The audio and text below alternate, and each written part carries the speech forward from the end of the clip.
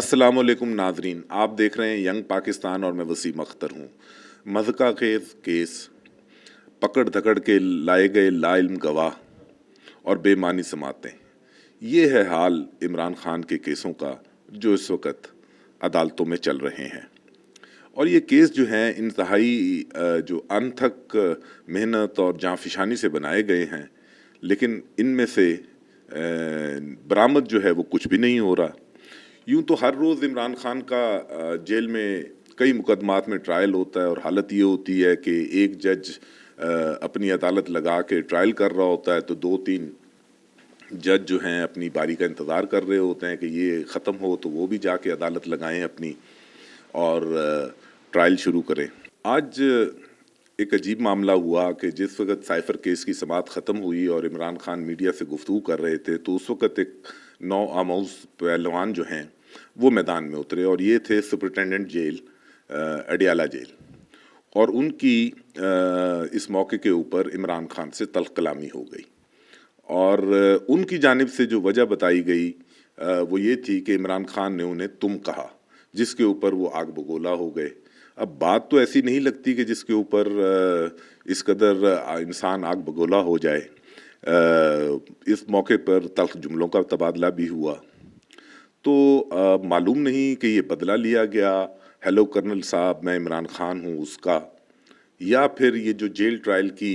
जो ख़बरें बाहर जा रही हैं, क्योंकि इसका पूरा बंदोबस्त किया गया था कि जेल ट्रायल जो इमरान खान का हो रहा है साइफ़र केस में, तोशाखाना केस में, उसकी ख़बरें बाहर ना जाएं। और तोशाखाना केस में तो ये साइफ़र केस में तो ये जज जो थे उन्होंने ये पाबंदी लगाई थी कि इसको रिपोर्ट भी नहीं किया जा सकता। तो शायद उसकी वजह से उनकी जो है वो उनकी तबीयत पे ग्रां गुजरा हो, लेकिन उनको इसमें गुस्सा करने की बात नहीं थी। ये जो केसेस हैं इनकी कार्रवाई जानकर अगर अल्लाह की मखलूक जो है वो थोड़ी देर के लिए महजूज हो जाती है तो इसमें उनका क्या जाता है। ये हो रही है जी हमारे यहाँ तफ्तीश, क्या कहने ऐसे तफ्तीशियों के, बस इंसान इनको जो है वो दाद ही दे सकता है और क्या करे। तो आज पूरा वाक़या इस तरह हुआ कि आज जब समाअत ख़त्म हुई तो इमरान खान मीडिया से गुफ्तगू कर रहे थे तो जिसके ऊपर उन्हें सुपरिटेंडेंट जेल ने रोका। तो इमरान खान ने ये कहा कि मेरा जो है वो जेल ट्रायल नहीं है, ओपन ट्रायल है और मुझे आप बात करने से कैसे रोक सकते हैं। जिसके ऊपर सुपरिटेंडेंट जेल ने ये कहा कि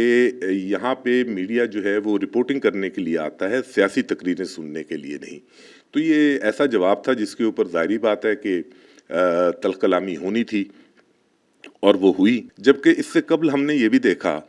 कि अदालतों में पेशियों के मौके पर हम गुलामों के जो हुक्मरान ख़ानदान हैं उनके जब चश्मो चराग आते थे तो क्या प्रोटोकॉल होता था। पेशी के बाद लंबी लंबी तकरीरें होती थीं और उनकी कवरेज भी होती थी। बहरहाल यही हाल है हमारे इस वतन अजीज़ में इंसाफ का। आज जो ये वाक़या हुआ इस पर उनकी बहन अलीमा ख़ान जो हैं वो भी काफ़ी तैश में थीं और उन्होंने मीडिया से गुफ्तगू करते हुए ये कहा कि अभी इमरान खान सज़ा याफ्ता भी नहीं हैं तो क्यों उनके साथ ऐसा किया जा रहा है। अलबत्ता उनकी खिदमत में अर्ज़ है कि इमरान खान इतने खुशकिस्मत भी नहीं हैं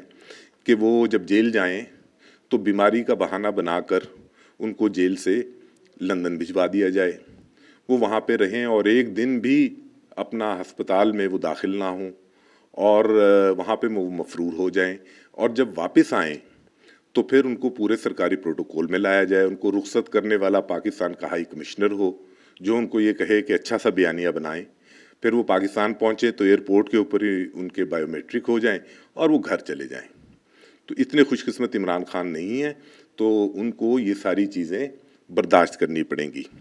आज उनकी जो बहन है उन्होंने ये भी मुतालबा किया कि इमरान खान की जो तोशाखाना केस में कन्विक्शन के हवाले से जो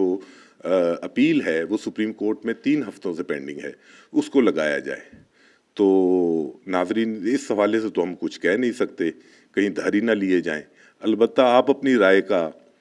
इजहार ज़रूर कीजिएगा, अपनी राय हमें ज़रूर बताइएगा कि क्या इलेक्शन कमीशन, नून लीग اور یہ جو پنجاب پولیس ہے، کیا ان کو عزت دلوانے کے لیے بھی جے آئی ٹی بننی چاہیے یا نہیں؟ لیں جی، آج نواز شریف جو ہیں وہ حافظ آباد کی جلسی کا زخم کھا کر جو ہے لیا کے کا جلسہ منسوخ کر کے خانے وال کے جلسے میں نہ جا کر بالآخر آج پھر وہ باہر نکلے ہیں، اور وہ آج مانسرا پہنچے اور وہاں پہ انہوں نے جلسے سے خطاب کیا،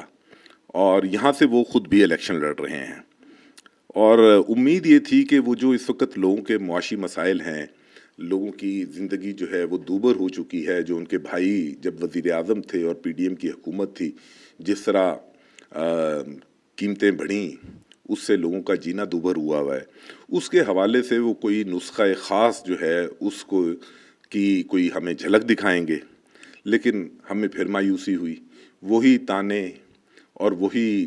5 ججوں کے بارے میں کہ مجھے کیوں نکالا،